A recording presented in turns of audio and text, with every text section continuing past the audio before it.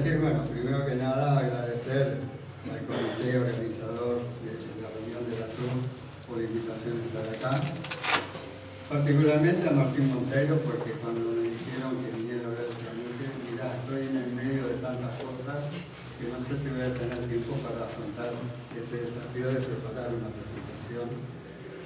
Martín insistió tanto, dale, presentar nomás, que bueno, al final tuve que aceptar.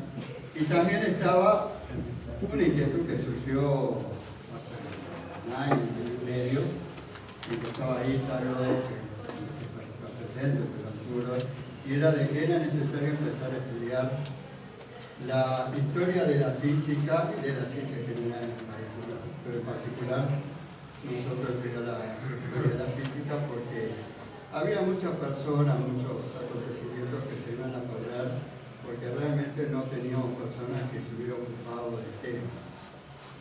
Bueno, presentamos una propuesta, hicimos un grupito donde estaba también Raúl, Alejandro Maneri, para tratar de armar un equipo y pensamos contar con la ayuda de un becario, para lo cual pedimos al Consejo de la Facultad de Ingeniería que pusiera el dinero, pero no salió y eso quedó un poco ahí. Pero bueno, dije, voy a tratar en lo posible por mi cuenta de seguir un poco recogiendo información. Entonces era también otro motivo para aceptar este desafío. Bueno, yendo ahora al tema, como preámbulo, bueno, hablar de Charnuque para mí tiene también una carga emocional, porque corresponde a la época que yo empecé a estudiar en la universidad y que empecé a dar mis primeros pasos en ciencia.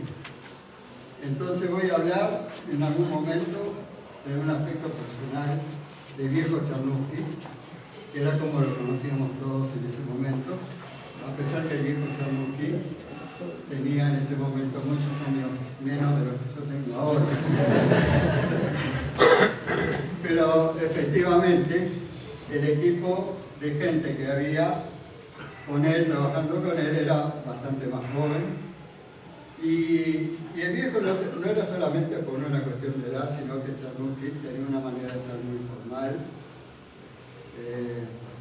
Ciertamente una persona de carácter fuerte, que inspiraba cierto respeto y que sus ideas, ya fueran científicas o políticas, en cualquier campo que uno hablara, él la defendía con mucha energía, aunque estuviera equivocado. Y entonces eso suponía un cierto respeto y distanciamiento de los demás.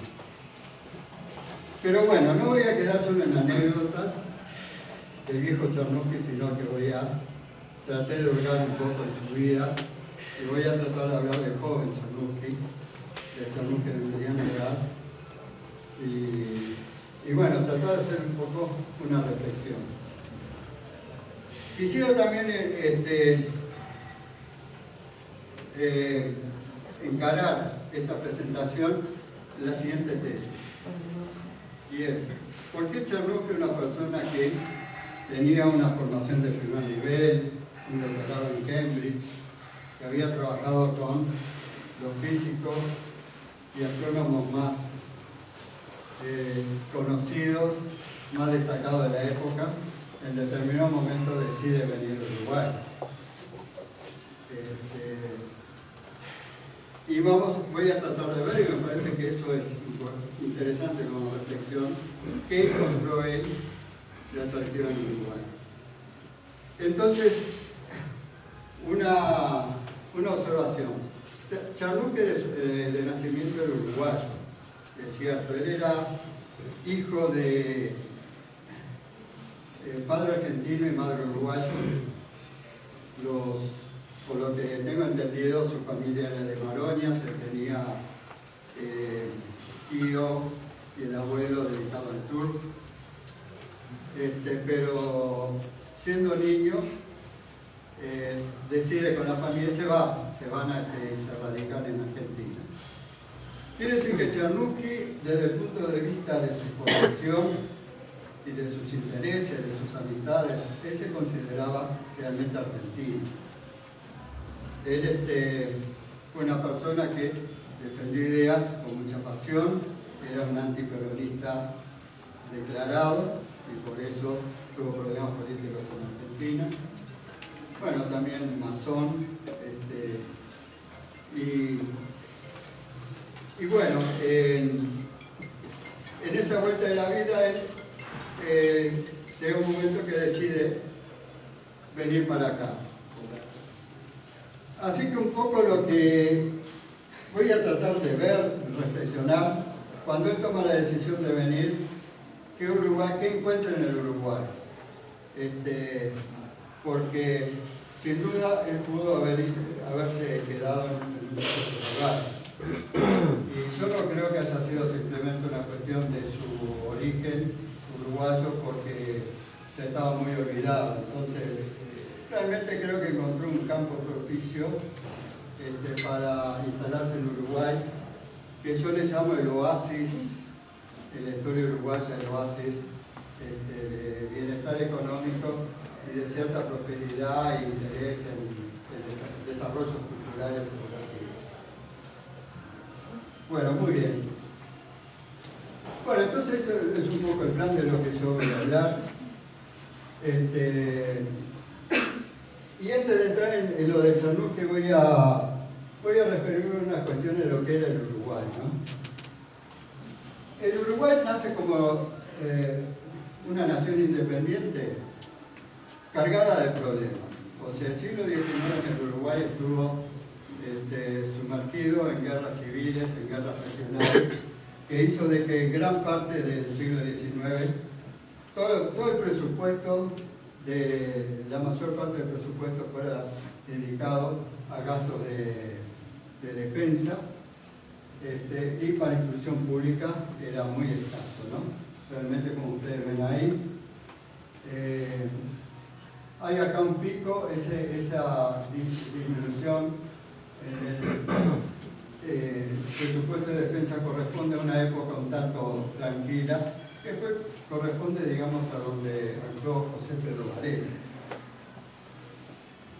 Bueno, y como ustedes ven, empieza la situación, mejora hacia comienzos del siglo XX, cuando el país se logra estabilizar desde el punto de vista político, terminan las guerras civiles y con el gobierno de José Bacero Ordóñez empieza a dedicarse más recursos a la educación.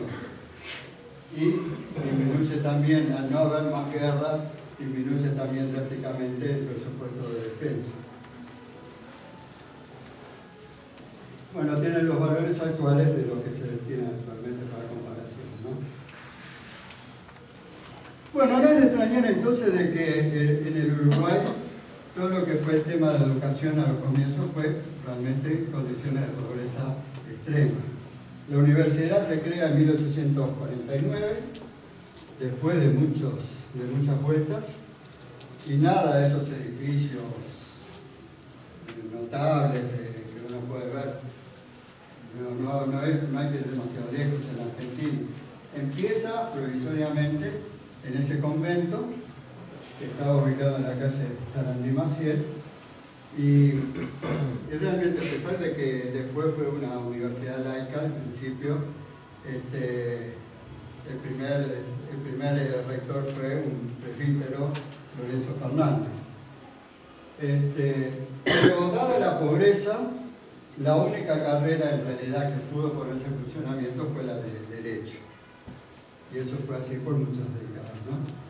Bueno, pueden ver acá una cifra de un comentario que hace Ardao sobre la situación que había, en particular en la enseñanza de las ciencias naturales. Bueno, hay la ciencia es muy escasa, muy pocas personas realmente científicos, que uno puede ser científico, se pueden destacar durante el siglo XIX. Yo puedo recoger a 3 nombres: Larrañaga, Vilardevoy y Arechavaleta. Y lo que sí es un aspecto importante es la inquietud por empezar a educar a la gente y crear escuelas públicas, ¿no?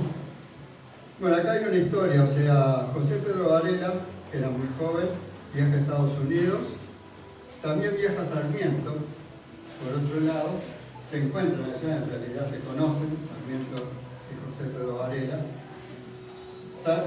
Los dos ven y se dan cuenta que Estados Unidos está progresando y sacando ventajas a todos los demás países de las Américas por lo que invierten en educación y en ciencia.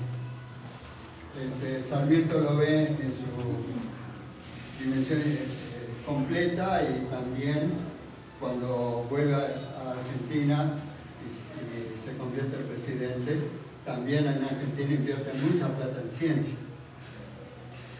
Varela se queda con la parte en la Sociedad de Amigos de Educación Popular de crear un sistema de escuelas públicas que, bueno, empieza a funcionar y con eso baja bastante la tasa de analfabetismo en el país, que realmente era un primer paso muy importante. Se crean las facultades de medicina y se crean las facultades de matemáticas, que no eran científicas, sino que eran para formar profesionales de matemáticas, ingenieros y arquitectos. Bueno, entonces cuando el siglo XX empieza el país a cambiar, ¿no? Terminan las guerras civiles, es un país próspero en cuanto a ingresos. Ustedes ven, el PBI era similar al de Alemania, mucha inmigración, y con el gobierno de José Valle Ordóñez empieza a haber un interés por mejorar los recursos para la educación e incluso empezar a dedicar recursos para investigación. Poco porque la parte de educación sí mejora, todo se construyen, se invierte en edificios que sí son de buena calidad emblemáticos, como el edificio central de la universidad, el de la Facultad de Medicina, el de Agronomía, pero lo que el intento es, los institutos estatales de investigación, ahí no andan tan bien. Bueno, ahí está la visita de Einstein al Uruguay, pero la ciencia seguía poco desarrollada. En realidad, esta foto lo que muestra que el anfitrión de Einstein no fue ningún científico, fue un filósofo que fue Rafa Reina, ¿no? Bueno, pero entonces empieza a darse en esa modernización del país, en esa creciente urbanización, un interés y una valoración de la ciencia, y empiezan a aparecer personas que tienen formación científica y quieren impulsar el desarrollo de la ciencia. Creo que Clemente Estable merece considerarse como el padre de la ciencia uruguaya, porque realmente no solo fue un científico, sino que además impulsó la creación de un instituto, lo logró instalar y hoy es uno de los institutos de investigación que existen realmente de buen nivel, de los pocos institutos que existen de buen nivel en el país. Bueno, otra iniciativa que hubo en esa época, finalmente, después de muchos años, construir el Observatorio Astronómico de Montevideo, también le decimos en el IAO, porque está en la azotea del edificio del IAO. Y es interesante mencionarlo porque fue en este observatorio donde Charluque tuvo su primer empleo en el Uruguay. Vamos a volver después un poco sobre este tema. Bueno, y se crea en ese momento también, por esa época, el Instituto de Matemáticas y Estadísticas. Una iniciativa de Rafael Laguardia.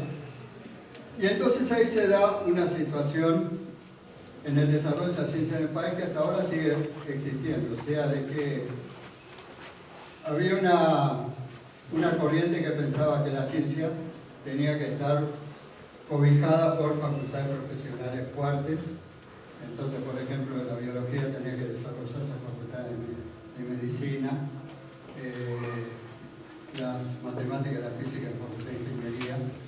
Y bueno, un poco se da esa situación. El Instituto de Matemáticas y Estadística se crea dentro de la Facultad de Ingeniería. Y bueno, ahora venimos a la Facultad de Humanidades y Ciencias, que también es importante en toda esta historia porque es ahí donde finalmente consiguió el trabajo Chernusky. Bueno, como ven ustedes, es un poco para sonreírse cuando ven, en el país nada es rápido, nada es si creemos esto y se crea al año. Vean ustedes que empezó la discusión, y no sé si es ahí, capaz que antes, en 1914. Vamos a crear una facultad, ya empezó el nombre, de humanidades, de artes, de ciencias, le sacamos las artes, y después tuvo toda la discusión si era para hacer ciencia pura y desinteresada, o también tenía que tener como atribuciones la formación de docentes para la enseñanza media. Eso fue una discusión de décadas. Y proyecto va, proyecto viene, ¿verdad? Hice un punteado de algunos de los proyectos que hubo en todos esos años, hasta que finalmente, en 1945, predomina la visión de Vaz Ferreira de que la Facultad de Humanidades y Ciencias se crearía dentro de la universidad y para el cultivo del saber desinteresado. O sea que no tenía que tener ningún tipo de perfil profesionalista. Bueno, y voy a hablar de ese primer medio siglo del Uruguay, que fue la construcción del planetario Montevideo, que se pudo dar emblemático en el sentido que fue el primer planetario que se construyó en Iberoamérica, y que para mi entender sigue siendo el único institución de difusión de la ciencia en el país de cierta jerarquía, aún hoy. Bueno, el azar afortunado fue que el que fue intendente de Montevideo en esos años, el agrimensor Germán Barbato, era profesor de cosmografía, entusiasta de la astronomía, y él desde la intendencia impulsó que se creara el planetario.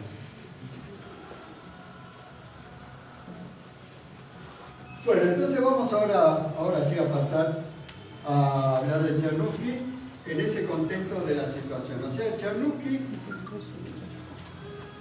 viene por primera vez al Uruguay en los años 40. Entonces, son esa época del primer medio siglo de la historia del país, donde hay cierta prosperidad económica, donde surgen personas con interés en promover la ciencia, y creo que eso hacía atractivo intentar, para una persona ambiciosa, con buena formación, tener un campo propicio para desarrollar su actividad.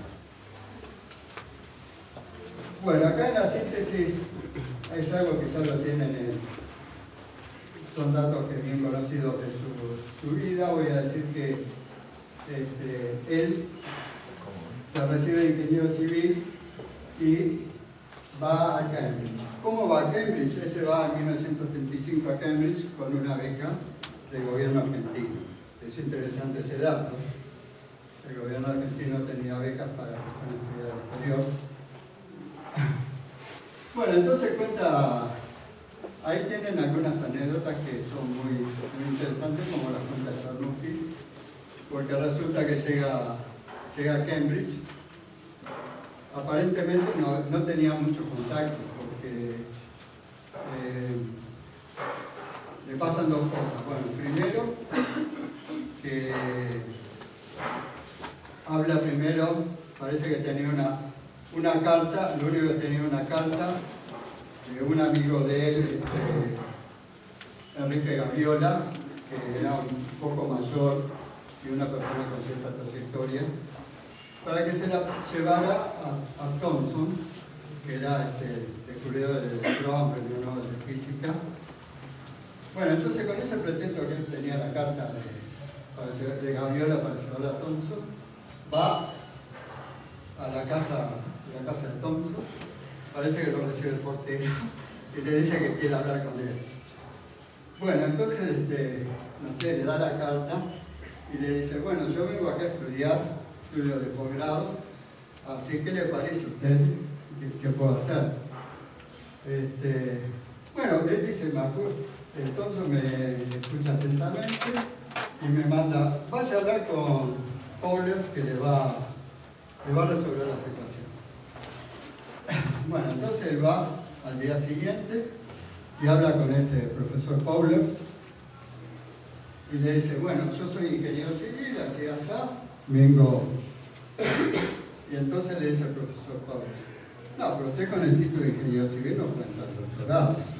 Usted va a tener que hacer una nivelación en física. Bueno, es más o menos como acá, ¿no? Estamos igual que en Cambridge. Entonces se queda frío Charnock y dice, pero yo tengo 3 años para hacer el doctorado. Si me pongo a hacer una nivelación no me va a dar tiempo para hacerlo. Entonces, bueno, se ponen a pensar y dicen, bueno, usted tiene otra oportunidad. Si demuestra que sabe de física general lo suficiente, entre directamente. Le podemos entonces tomar un examen. Entonces le dice ese señor Powlers, ¿cuándo quisiera tomar el examen? El señor que dice, bueno, mañana. Porque él quería salir cuanto antes de esa situación. Bueno, entonces al día siguiente le toman el examen, todo bien, y bueno, le dicen, espera, acá te vamos a dar el resultado. Y bueno, espera y le dice, bueno, sí, está aceptado para el doctorado. Esa pragmaticidad que tienen los británicos, bueno, le dio resultado. Bueno, entonces Charnock hace el doctorado, bien, después se va por un tiempo a Zurich y vuelve a Argentina, ¿no? Entonces en Argentina, supongo que pensaba ir a Buenos Aires porque era de ingeniería, pero ese señor Enrique Gaviola, él lo respetaba mucho, lo admiraba, y había asumido el cargo de director del Observatorio de Córdoba y le dijo a Charnock que se venía a trabajar con él al Observatorio de Córdoba. Bueno, entonces el primer cargo que tuvo Charnock en la Argentina fue en el Observatorio de Córdoba y ahí empezó a desarrollar más todo su interés en temas astronómicos, porque él empezó con un pie en la física y otro pie en la astronomía. Ahí duró poco porque después se fue a Princeton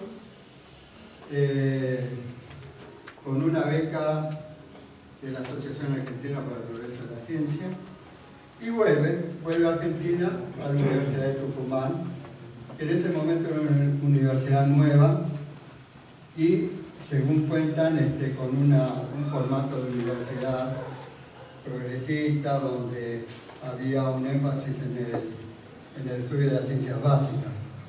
Y ahí, junto a otro colega, funda la revista de Matemáticas y Física Teórica, que es una revista que se mantuvo varias décadas y que los más veteranos recordaremos porque ahí a veces nos aconsejaba que publicáramos algún artículo. Bueno,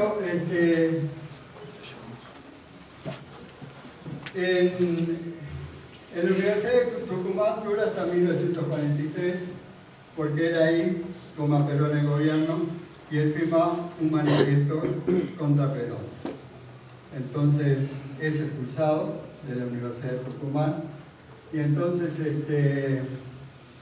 él viene al Uruguay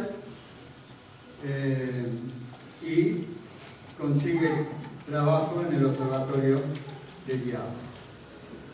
Bueno, entonces en el Observatorio de Piava él viene con muchas ganas de trabajar y él tenía en mente, que ya lo había hablado cuando estaba en Estados Unidos, de hacer estudios del hemisferio sur que en ese momento tenían sentido porque el cielo austral estaba poco estudiado.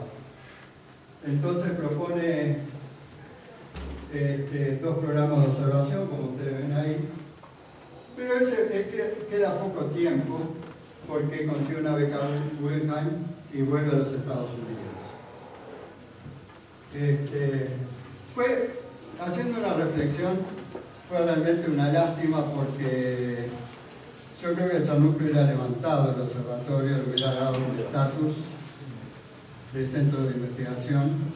La idea de Charnusky además coincidió con que, por problemas no muy claros, el director que estaba entonces fue separado del cargo.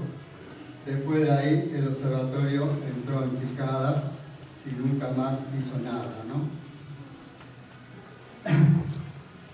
Bueno, entonces voy a pasar rápidamente revista a esto. Él ocupa distintos cargos, viene al Uruguay, ahora voy a referir más. Es en el Uruguay, permanece hasta 1977, ahí es obligado a pasar al retiro y vuelve a Argentina. Todavía cuando uno podía pensar que ya podía retirarse definitivamente, en Argentina no, todo lo contrario, sigue trabajando muy activamente, incluso llega a ser decano de la Facultad de Ingeniería de la Universidad de Buenos Aires.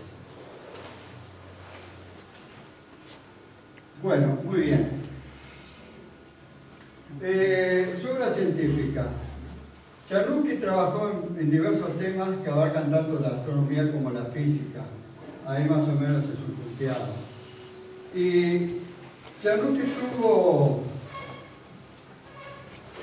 dos momentos de producción científica bastante fuertes, que son cuando se doctoró y en los años inmediatos posteriores, y cuando se instaló definitivamente en el Uruguay. Y los temas de él abarcaron tanto científicos, astronomía física, como de educación. Él también se interesó mucho por temas de educación en ciencias. Ahí lo ven ustedes con distintos colores. Ahí hay una época en la vida de Charnusky donde él produjo poco o nada, que son los años en que él se instaló en Uruguay, con todas las dificultades que se implicaba de venir del exterior. Su vida también cambió porque él se casó en esos años y tuvo problemas con un hijo que nació con muerte cerebral y vivió así por muchos años, creo que eso lo afectó. Quiere decir que hay un periodo, como ustedes ven en su vida, donde trabajó poco, pero no es que no haya hecho nada.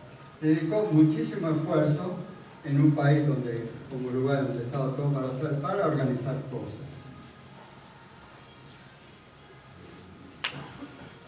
Bueno, voy a hablar un poco de sus trabajos, que no sé si los conocen. Desde el trabajo más citado de él es una teoría de líquidos de condensación que data de 1939, que lo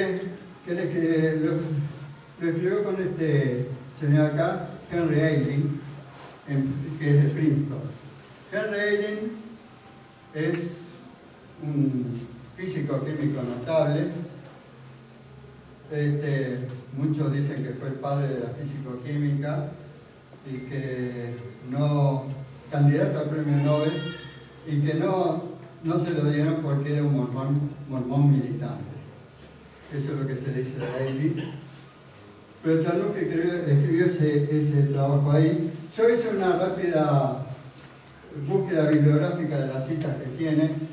Es muy incompleta ese trabajo tiene unas 70 citas. Y más que por el número, lo que me impresionó es que es un trabajo que es citado como referencia incluso ahora. Quiere decir que un trabajo puede tener 500 citas, pero todas en un pequeño periodo de tiempo, un par de años, pasa la moda y ese trabajo desaparece. Pero es interesante que esos trabajos cuyas citas se mantienen en el tiempo, no son tantos ese trabajo de Charnusky. Y después se dedicó a temas de la astronomía que en ese momento estaban, digamos, en la frontera. Uno de esos tenía que ver con el polvo cósmico.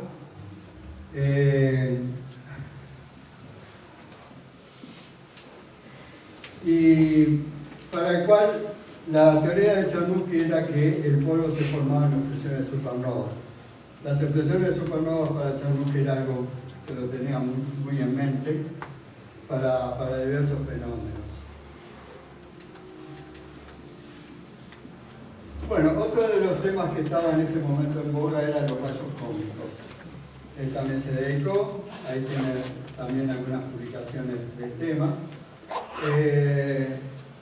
Los rayos cósmicos habían sido descubiertos a comienzos del siglo XX y eran partículas muy energéticas y no se tenía muy claro cuál podía ser su procedencia. Chernusky tuvo una idea muy original que podían formarse a partir de la creación de supernúcleos, nunca se probó, de pesos atómicos de hasta 200.000. Bueno, creo que eso nunca se probó, quedó como una especulación de él, y esos supernúcleos se fisionarían en determinado momento liberando partículas muy energéticas. Ese era un poco el resumen de hipótesis de Chernusky. Y después otro tema que él se interesó bastante y que yo también me interesé a pesar de que estaba diametralmente opuesto con sus ideas, era la formación del sistema solar. Había un siglo atrás había dos teorías en boga. Una era de la formación de los planetas en un encuentro del Sol con otra estrella, y otra, la teoría de Laplace, que era la formación del sistema solar en un disco de gas y polvo que rodeaba al Sol primitivo. O sea, cuando se formó el Sol, se formó ese disco de gas y polvo y ahí se formaron los planetas. Bueno, en los años 1940, cuando Chernusky empezó a trabajar en este tema, prácticamente ya la comunidad científica se volcaba hacia la hipótesis nebular de Laplace. Pero Chernusky siguió pensando de que los planetas surgieron a partir de material expulsado por el Sol. Yo la verdad era difícil discutir con él de estos temas, pero él tenía una posición filosófica, cuasi filosófica, porque decía, no, la entropía tiene que disminuir, entonces no puede ser que un sistema se autorregule y la entropía disminuya, pasando del desorden al orden. Entonces, con ese principio de la entropía, él decía que, bueno, no, entonces lo que pasa es que el Sol, él dejaba de lado la teoría del encuentro porque la probabilidad de encontrarse dos estrellas a corta distancia es extremadamente baja. Entonces decía, el Sol pasó por etapa de supernova, de nova, arrojó chorros de materia que se fueron condensando a muy alta densidad y se fueron condensando en planetas a medida que se alejaban del Sol. La teoría era bastante bizarra, yo creo que él se ha dado cuenta que no podía defenderla demasiado, nunca trató de publicar algo en alguna revista muy seria. Ahí tienen ustedes un poco algunas referencias donde publicó. Bueno, yo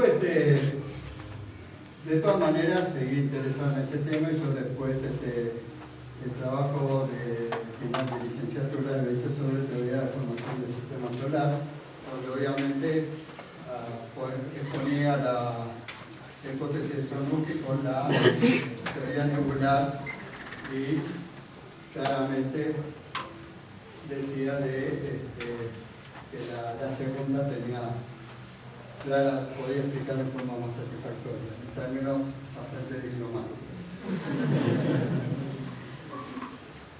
Bueno, Chernusky tuvo muchos mucho contacto científico. Él estuvo realmente en la meca de la ciencia, tanto en Cambridge como en Princeton, como en Harvard, y conoció a todas las luminarias de la física y la astronomía. Él, por ejemplo, sobre Niels Bohr, él cuenta de que estuvo en la conferencia que dio Niels Bohr en Princeton, cuando Niels Bohr reúne a toda la gente ahí para contarles que lo que habían anunciado los alemanes de la fisión del uranio era factible y que él, haciendo cálculos, se había corroborado que sí, que efectivamente los alemanes habían logrado la fisión del uranio y que fue el puntapié inicial para que Estados Unidos también se metiera a investigar en esos temas y bueno, de ahí surgió el proyecto Manhattan. O sea, Chanuk estuvo en esa conferencia. Y bueno, también, acá también se menciona, lo de Albert Einstein también es algo parecido a lo de Thomson. Otra vez el doctor Enrico Gaviola le había dado una carta, o sea, él iba a Princeton, entonces Enrique Gaviola le había dado una carta para que se la llevara a Einstein. Entonces es gracioso como lo cuenta porque dice, yo tenía la carta acá y no sé cómo, no me animaba a ir a hablarle a Einstein, entonces estaba esperando habituarme un poco más, aclimatarme a Princeton para después ir a hablarle.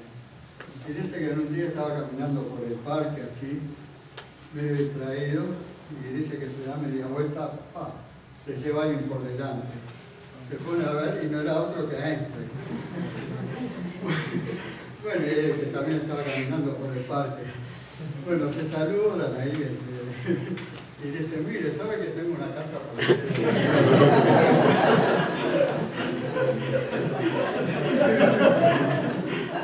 Realmente muy gracioso con la cosa. Sí, me acuerdo muy bien de él, dice que le dijo a Einstein.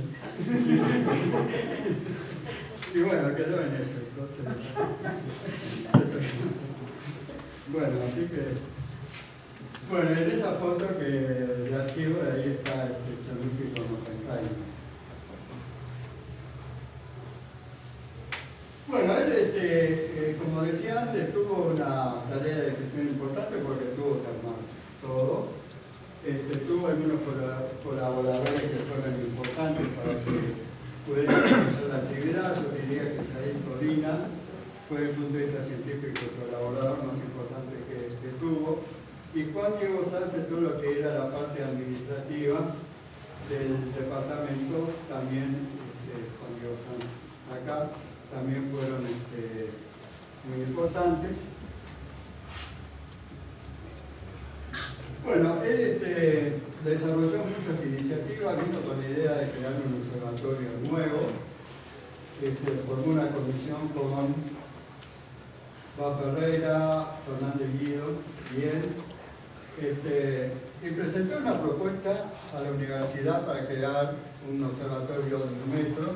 A mí realmente me dejó un poco abierta la ambición de la propuesta porque era un observatorio con un telescopio de 1 metro, un radiotelescopio, envío de 3 astrónomos a formarse al exterior. Bueno, y lo interesante es que esa propuesta fue aprobada por el Consejo Directivo Central. No prosperó porque saben que en ese momento era el Parlamento el que aprobaba definitivamente, porque era antes de la ley orgánica, ¿no? Y ahí se ve que, bueno, para esto no hay plata. Pero, bueno, después sí crea el Departamento de Astronomía en 1955 y Astronomía y Física 13 años después. Y él después trabaja, porque él tenía la idea que en el Río Sur tenía que haber un observatorio astronómico, entonces deja de lado cuando ve que fracasa la de un observatorio en Uruguay, y quiere entonces hacer un observatorio interamericano, aliándose con argentinos y chilenos, y ahí se forma esta comisión con Enrique Gaviola, justamente, Federico Roldán, que era chileno, y él. Y ahí entonces una propuesta de un observatorio interamericano que fracasa, y una cosa que siempre se lamentó Chernusky, porque dice, tuvieron que venir después los norteamericanos a instalar un observatorio en Chile, que fue el de Cerro Tololo, porque nosotros los sudamericanos somos incapaces de ponernos de acuerdo para hacer algo. Y él siempre se lamentaba mucho. Pero entre las múltiples gestiones, el Carnegie Institute de Washington consigue fondos para instalar un radiotelescopio en el país, ¿no? Bueno, entonces vamos a hablar después. El departamento de astronomía de la Facultad de Humanidades y Ciencias era muy modesto. En la azotea había ese pequeño telescopio que ustedes ven ahí, y el radiotelescopio se instaló, ¿no? Finalmente acá está Chernusky, supongo que es Chernusky con su hijo, ¿no? Con una de las antenas. Estas son las antenas, eran un sistema radiointerferométrico de 16 antenas, cubriendo una longitud de 1 kilómetro en el aeropuerto, en el predio del Aeropuerto Nacional de Carrasco. Yo fui becario, les cuento una cosa, y yo temblaba cada vez que iba y que no tuviera que hacer algún arreglo, había que hacer mantenimiento, que no tenía que subir una carrera.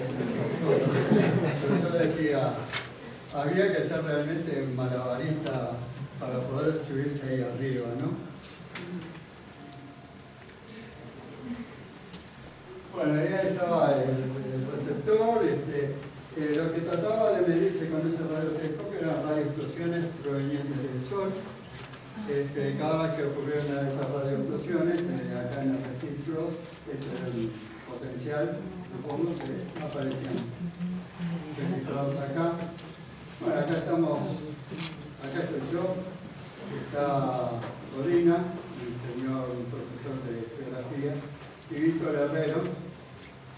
Víctor Herrero fue en ese momento, no sé si lo ha recibido, un estudiante de ingeniería eléctrica, que fue fundamental para la construcción del radiotelescopio por su conocimiento de la parte de electrónica. Bueno, entonces, ¿qué dejó el radiotelescopio de Carrasco? Yo creo que fue, si bien era muy modesto, sirvió para incentivar las tareas en el departamento, ayudó a que Codina completara su formación. Víctor Herrero, el que yo les mencionaba antes, se recibió de ingeniero eléctrico en el Uruguay y continuó una carrera muy prestigiosa, primero en la Universidad de Wisconsin, donde tuvo un doctorado, y después fue al National Radio Astronomy Observatory y Very Large Array, que son radiotelescopios muy importantes. Y además varios becarios empezamos a trabajar ahí, ¿no? Y dejó una serie de publicaciones que ustedes ven ahí. Bueno, legado de la era Chernusky. Uno tiene que ponerse a pensar, bueno, ¿qué nos dejó Chernusky y qué tenemos que recordar hoy de él, de lo que hizo, de sus pasos? Bueno, yo diría dos cosas. En la física, yo no voy a decir que si no hubiera estado Chernusky, la física no hubiera existido en Uruguay, porque en la época, si bien él fue un pionero en la física profesional, también es cierto que en ingeniería había gente que se estaba formando a nivel de doctorado. Pero lo que sí voy a ser categórico, que no existiría la astronomía hoy en Uruguay si no hubiera sido Chernusky. Yo no estaría hablando acá con astronomía. En astronomía fue el responsable de que la astronomía exista. Eso para mí está claro, ¿no? Y bueno, y formó los primeros licenciados. O sea que esto es un hito también, si se quiere, porque hasta esa época los que querían hacer ciencia tenían que pasar por una carrera profesional. Si uno quería ser matemático, tenía que ser primero ingeniero y después dedicarse a la matemática. Si quería ser biólogo, tenía que primero recibirse de médico o de veterinario, según la rama de biología. Entonces, él empezó a mostrar que, bueno, se podía formar científicos desde la rama, sin tener que pasar por un título profesional. Y eso me parece que es muy importante. En la era Charruti hubo varios licenciados, entre los cuales estamos acá, los primeros licenciados que hubo en el país. Y también una cosa importante de Charruti es que inculcó, eso era muy importante, que las buenas ideas había que traducirlas en publicación. No era solo suficiente tener una buena idea y dejarla por ahí, sino de que había que publicarla, y él incentivó que se formara la colección de publicaciones de departamentos de Astronomía y Física. Ustedes ven acá en números cumulativos cómo fueron bueno, una buena producción, diría yo, hasta que, claro, llegó acá el texto que corresponde con los inicios de la dictadura, ¿no?